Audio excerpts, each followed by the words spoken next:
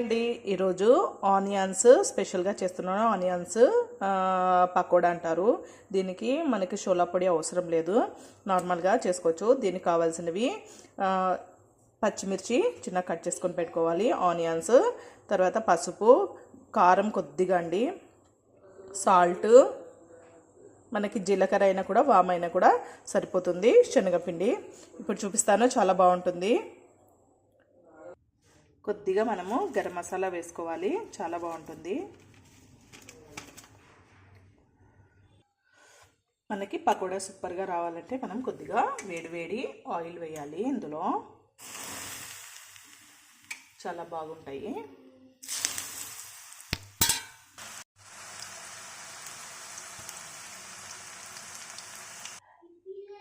ఇది ఎందుకు స్పెషల్ అంటే, ఇప్పుడు ఆనియన్ పకోడా చేస్తాం కదా, అందులోనే మనము ఇలాగా పొటాటోస్ మ్యాష్ చేయాలి. ఉడికించిన తర్వాత పెట్టుకున్నది మ్యాష్ చేస్తే చాలా టేస్టీగా ఉంటుంది. మీకు చూపిస్తానండి, మ్యాష్ చేసి ఆయిల్లో ఫ్రై చేసుకుందాము.